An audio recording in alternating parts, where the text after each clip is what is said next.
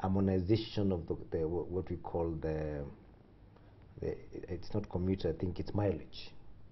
So the people who used to earn a lot of money on long distances, some of their mileage was taken away and given to people who come from Nairobi and local places, and we had regularization.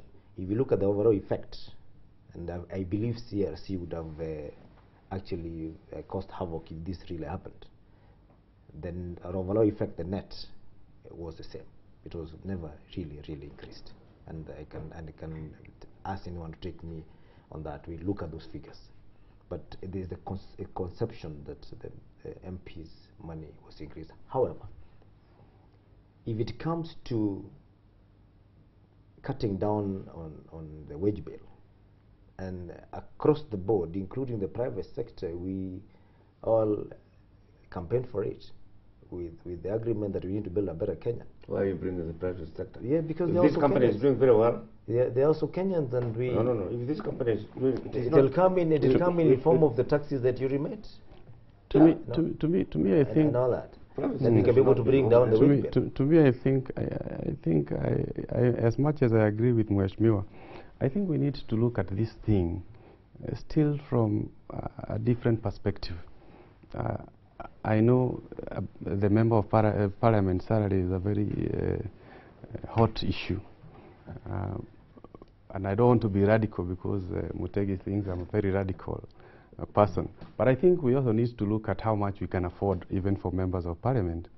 How much are we spending in our parliamentary budget, and then we can be able to see how much we can save. There are so many excesses maybe we can look at here and there, but I still feel like we created too many units. We created too many constituencies, and maybe what we need to do is to have very bold decisions made by who?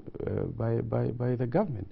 And we say going forward, maybe 2017, we don't need to have 349, and I know this might not go very well, but we also don't need to have 47 reps, for example, as compared to having nominated members of parliament.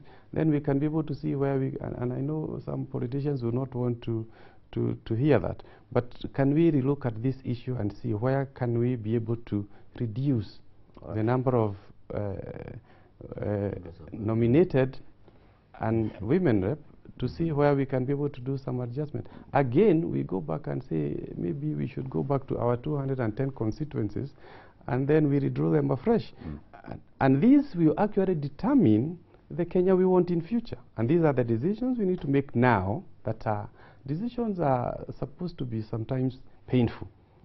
And so that in future we can look back and say we made the right decisions. Perhaps just a quick one and then you can respond. Somebody's concerned here says, Mr. Waweru, changing the structure, as you're saying, will need a referendum. You mean now Jubilee supporting referendum?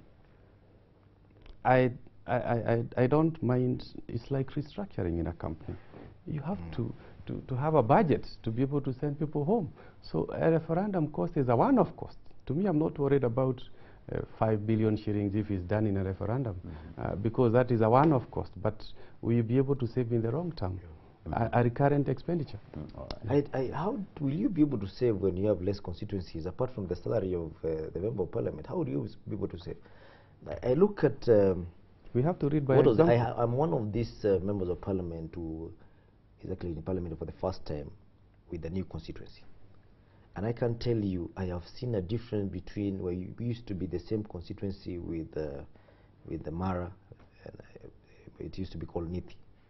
For the first time in the history of our district, we are having the same amount of CDF that we used to have when we were almost the whole Greater Nithi.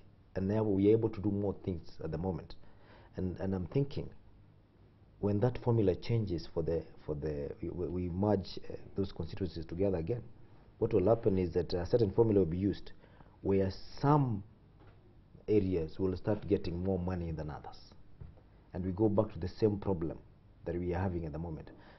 Let me say this: the pinch that has been felt by the Mwananchi in this effort to implement devolution is basically because the cost of living has gone up. But the cost of living has gone up, and I would want to say it's temporary, because of the measures that have been put in place by the Jubilee government to be able to earn more revenue for the government, to be able to actually have more independence in terms of the economic skills. I would say, if you look at the VAT bill, the cost of living went up after that, because most of the basic commodities, the price was increased. And the problem would be what the Jubilee government will do with the extra money it's getting to make sure that in the long term, this cost of living will come down. And if you look at what is happening at the moment, you look at 10 million irrigation, 10 million acres irrigation, that is supposed to produce more food, that is going to make the food affordability to actually be a reality. The standard gauge railway, however, it's having whatever problem it has with procurement. That's a totally different story. We're not going to that, because as we just want a standard gauge railway that can help people to reduce the amount of time the goods travel to Kisumu in Nairobi, and be able to save our road from heavy trucks. However, a few transporters will lose jobs. But if you look at the overall effect, we expect to have a difference that is going to reduce the cost of living. If you look at the ambitious project of upgrading the production of power energy from the current 1,700 megawatts to 5,000 megawatts, that is also ambitious. It requires money. But you look at the products that we have manufactured in Kenya, most of them, 50% of the cost of that is energy. The cost of a bag of cement, about almost, will not be very accurate, but I know at least over half of the cost of a bag of cement is electricity. It is a cost of energy that is used to actually make that bag. If we can be able to make the power cheap, it means the Mwananchi will be able to afford the bag of cement, and he'll be able to do much more with the money he would have lost there. And lastly, the laptops for the primary, the free laptops. Most people look at them as a cost, but I look at it as an investment. When all these kids come out in secondary and they are all IT compliant, this analog system that we have that wastes us a lot of money, including queues in banks and in places where you need to pay money like NSSF and all that, when everybody becomes digital, then you begin to see a change where the cost of living is going to go down. So it's short term. I really like what my brother here is saying. I think he's talked about efficiency, which I think with the new system, when you are IT brings about efficiency and all that. He's talked about irrigation. He's talked about my favorite subject, that is energy. He's talked about other investments. But all these things you need to invest. You need money. You need to put in money. So you need to save money now to invest to be able to achieve all those things. And that is why I'm saying we need to really look at how much we are spending to be able to achieve all this under Vision 2030. Because if, for example, Mutegi here is working in Citizen, he's earning, for example, for argument's sake, $1 million shillings. I hope you earn that much, and much more. So if so if, for example, you are spending 700,000 wastefully, and maybe you are not saving anything, so you might not be able to